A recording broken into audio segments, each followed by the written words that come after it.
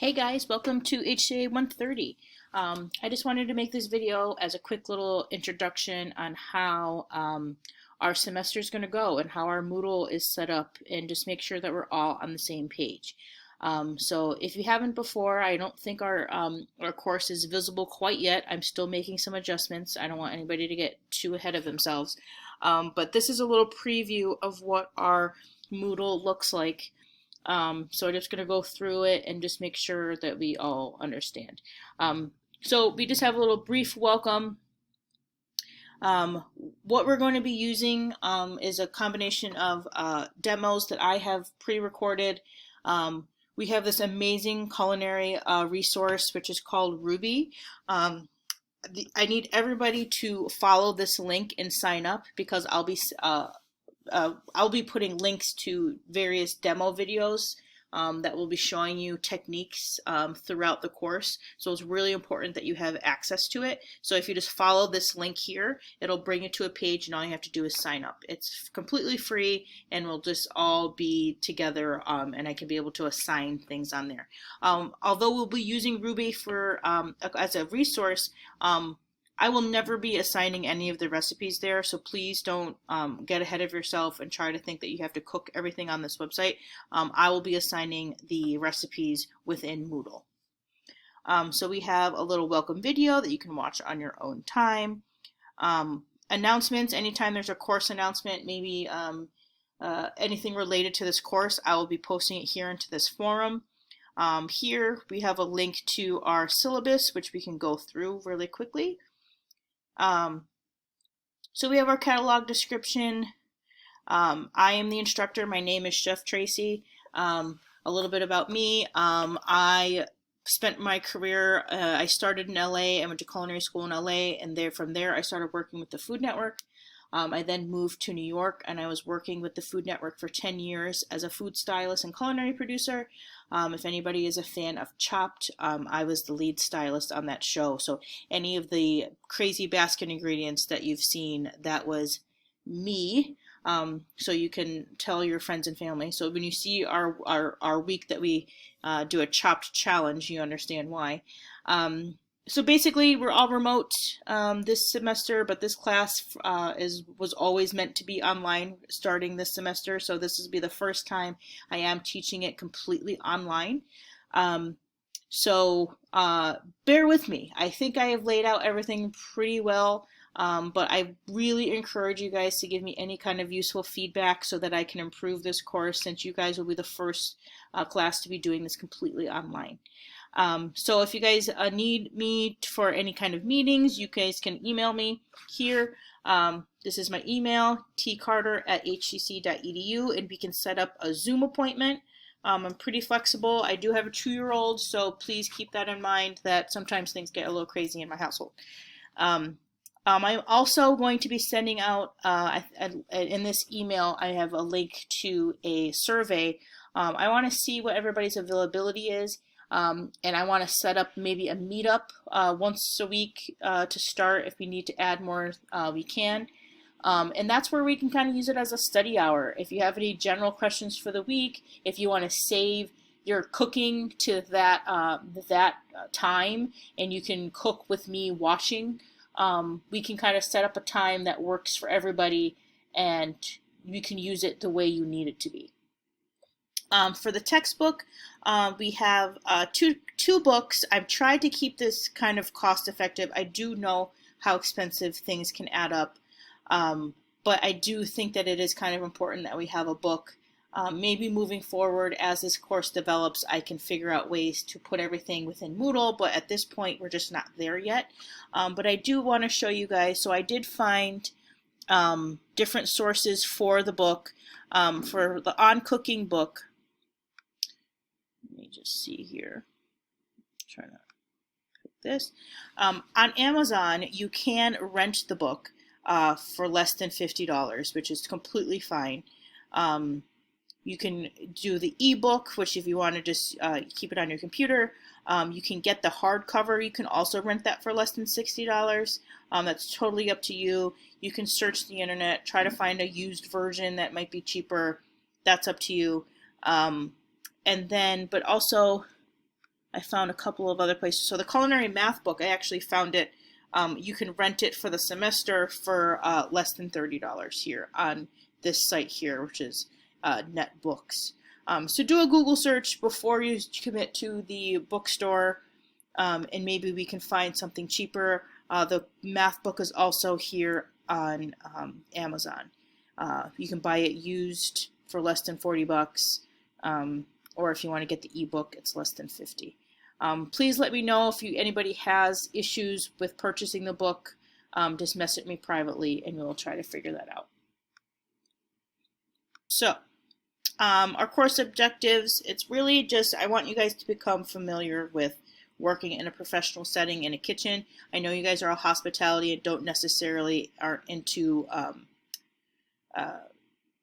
cooking per se, but a lot of times hospitality and working in some kind of hotel that might have room service or catering or all that, you'll be surrounded. So my goal of this class is that you can confidently walk into a kitchen and be a little bit more familiar with the way things go professionally, so you don't look like a fish out of water, and I think that would be really important. Communication policy, I encourage students to communicate questions using Moodle. I'll have a forum for discussions and general questions in Moodle, and if it's something that you want to talk about privately, obviously you can 100% email me at any time. But also if someone posts a general question, feel free to, if you know the answer, to respond, and because sometimes you may have a better explanation than even I do.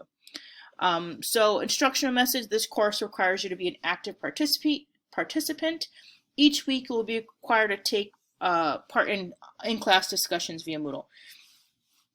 So the way I have things set up is everything will be open for that week starting on Monday.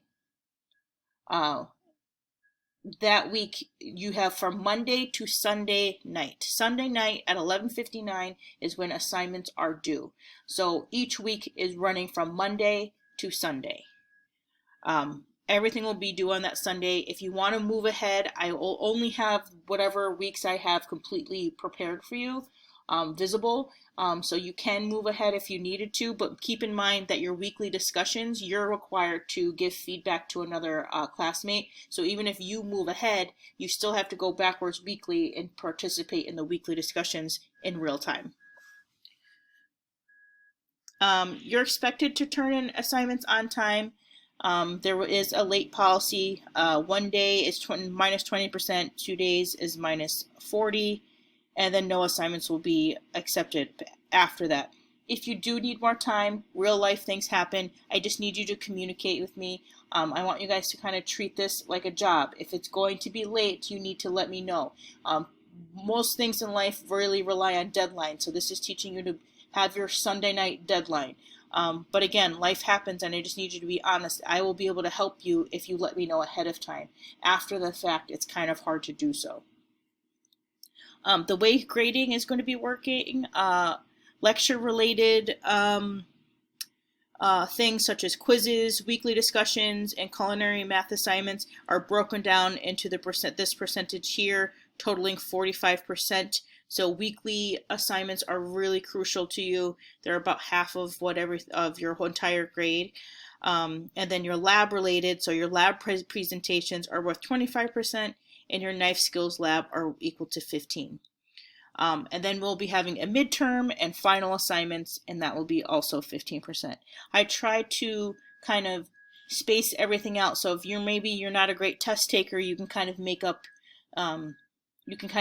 up in other areas, in maybe your lab performance or in your weekly discussions. Academic integrity. This goes to all students. Just be honest. I'm cheating or plagiarizing is obviously not acceptable. So just simply do the right thing. We're not really, since we all are kind of distanced, I'm not really worried about cheating per se or copying each other. There's so much individual work here that I'm not worried, and I know everybody will be just fine.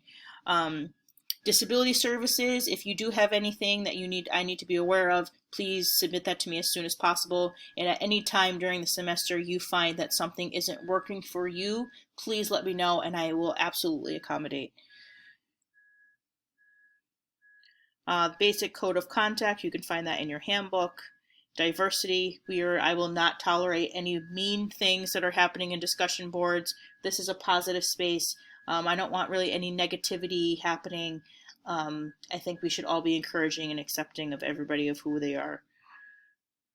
Our interaction plan, this is my name, my telephone number if need be. Please don't text me at midnight, but you're more than welcome to communicate with me via text. This is my email. My email is my preferred method of communication. But please be patient. It may take up to 48 hours for me to respond to email. And I want you to communicate using your HCC email, not a personal email, just because it can get lost in the shuffle, and that's what I will be sending communications to your HCC email. You can use Moodle to send messages. You can use it through Google. And in general, I will not be checking email or working on weekends. Again, like I said, I am married with a 2-year-old, so that is my personal time with my family. But I will usually respond to emails during typical work hours, which is 8 a.m. to 4 p.m. I've had students that email me at 11 o'clock at night and by the next day are complaining that I haven't responded. Again, I have a young family. It's not always possible for me. So then we have just a little basic schedule. You guys can take a look at this, and this is kind of how everything's going to be broken down with each week. So you guys can take a look at this schedule on your own time. All right, so now let's talk about your weekly recipe presentations. So each week your lab will be spelled out. Sometimes it's more than one piece, sometimes it's more than one recipe. But these are the requirements for these presentations. So you'll be assigned, like week 1, we have a drop biscuit recipe. So I want you to take pictures and document the whole time you are preparing your lab. So you're going to create a PowerPoint or a Google slide presentation. Your presentation must include on slide 1 your name, the course title and date, the recipe name or names. You can combine recipes into one presentation. Just make sure you kind of let me know that they're all together, so when I go through grading I can see that. And then an original photo in relation to the recipe. So I don't want, I've had students in the past start copying images off of the internet of, say, a biscuit. That's not the point. The point of this is I want to see what you guys are creating. So please use original photos only. The preceding slides must include a copy of the recipe with the proper measurements, a photo of your station setup. This is major. I want to see what your station looks like before you even begin, and this goes into detail in your lectures for week 1. I want to see your mise en place, which is your ingredients and your equipment before you even begin to cook. So everything measured out. I want you to snap a picture. When in doubt, take a picture. It's easier to edit yourself later, but just take a lot of photos as you're going. I need to see process photos for each step and a photo of the final result. So this is basically just a slideshow of all of your pictures, so that I'm not going to be there with you in the kitchen, so it's important to me to see exactly what's happening, so then if you do run into trouble, I can kind of help you along.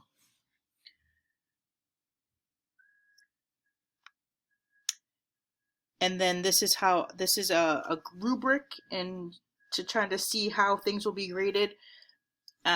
So you can look at this on your own time, but basically this is how I'll be grading you. So I want to see for ingredients, I want to make sure that I can see all ingredients used are listed with the correct measurements. The procedure, the sequence of slides and steps of the process are well organized, logical, and clear.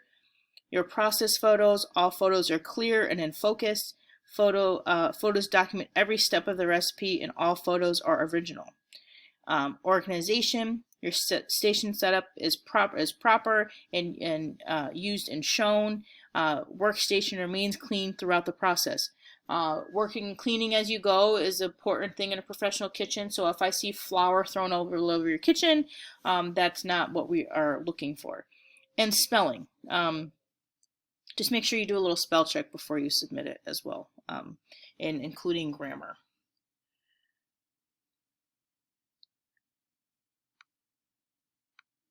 So let's dive into, so this is basically how things are set up week-wise. So let's look at week 1 for an example. So you'll have, each week is set up the same. You'll have a weekly objectives, and that's what our goals of each week are. You'll have a section of weekly reading, which have all the reading assignments that are required, and you'll see a lot of those, the answers are found in the reading for your quizzes, so make sure you do the readings. That's why getting a book is pretty important. We have an assignment checklist, so if you scroll over them, it actually links to the assignment page, but you can also find them down on the bottom as well. But if you click on, let's say, the lab for drop biscuit recipe, it'll open up to, again, it lists our objectives, what you need to do to prepare for the lab, the procedure, and this is the recipe. So as you go through and you're documenting and getting everything done, you can submit it down here, your presentation down here. Another requirement is that we will be doing a reflection. So after you have compiled your photographs and done your PowerPoint presentation, you can submit them through Moodle, and then I want you to write a 300-word reflection on what you learned. You can compare and contrast the final product. You can discuss the texture, taste, look, and difficulty of the recipe. You can talk about what you thought was successful, what you might want to do differently, and then I want you to post this reflection into the weekly discussion board. And then you need to give back at least feedback to at least one other classmate. So maybe somebody else had the same struggles you did and you can relate to that. Or maybe someone thought that something was confusing and maybe you can give them a little bit of insight, and maybe you've had that same challenge but you overcame it. So just make sure that you post to the discussion board but also give some feedback.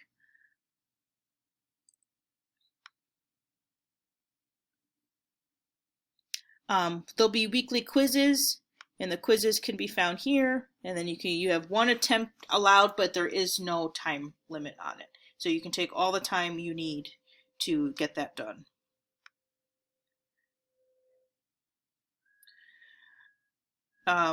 There's a math assignment here.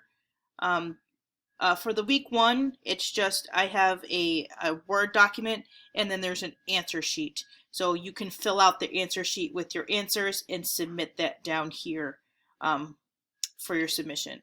I keep in mind, again, I just designed this course, so if there's a due date mess up, please be kind.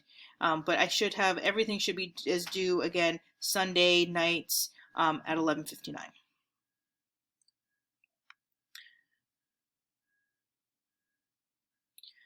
So then we have underneath your little assignment checklist are the lectures. So I have some PowerPoint presentations that I've pre-recorded over the voiceover.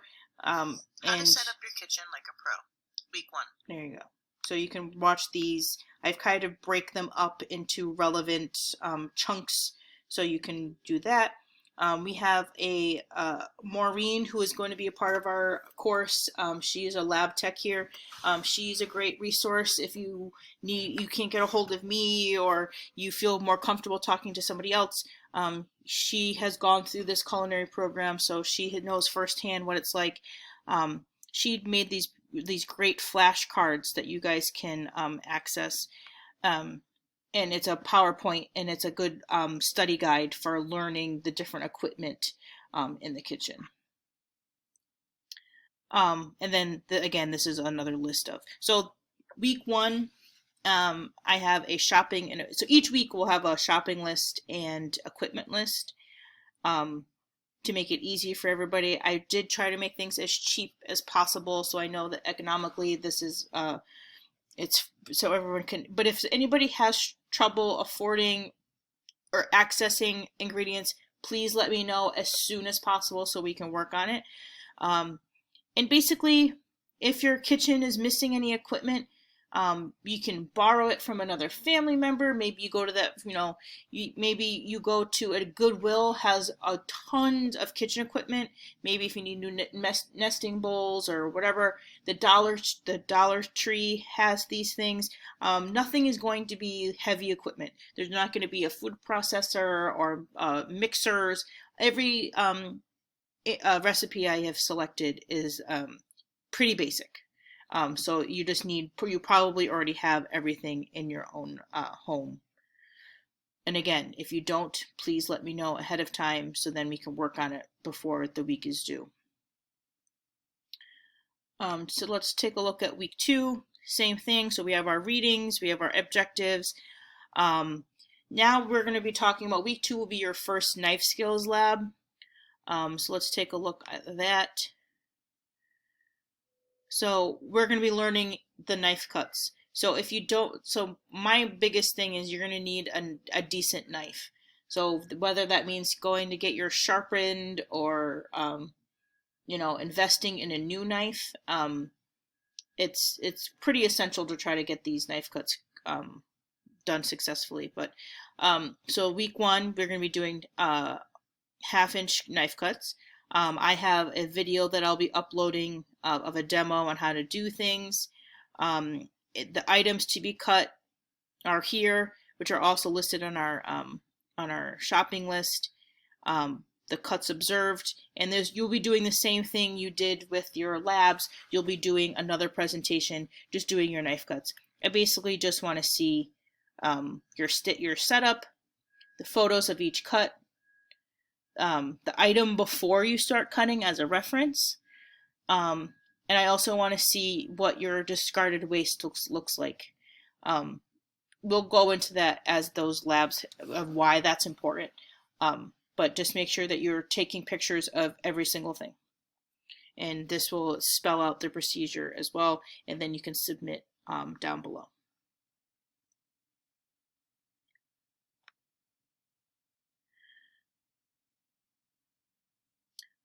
Lectures will be here, your lab. So week 2, we have multiple parts to our lab.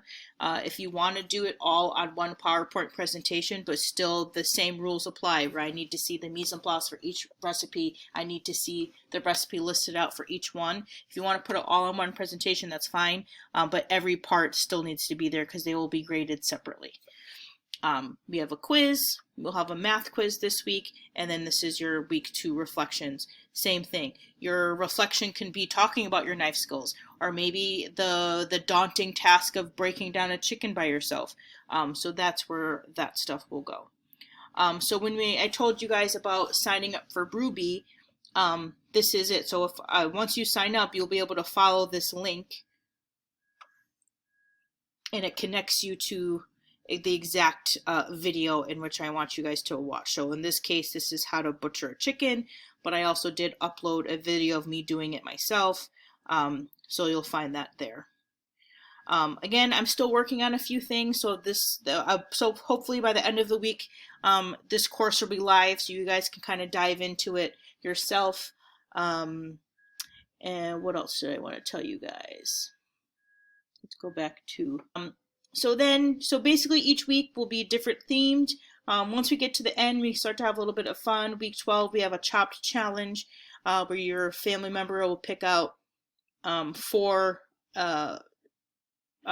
ingredients: a protein, a vegetable, a starch, and a wild card, and you need to write a recipe for it. And then the next week we'll have a cultural week where you get to pick out a recipe celebrating a different culture. Midterms will be both a knife skills test and a written exam. Same with the final, it'll be a written. And then we also have another assignment where I'll talk about that a little bit more soon, about a COVID essay, maybe how it's affected an open topic of how COVID has affected the hospitality industry. So that'll be here as well, and you have all semester to work on that. Maybe it's a reporting. Maybe you report the progress of how it started in March and where we are by spring. So let's see how that goes. So if you guys have any questions, let me know. I'm really excited. Hopefully you guys are excited. If you have any questions or concerns, please don't hesitate to ask, and let me know.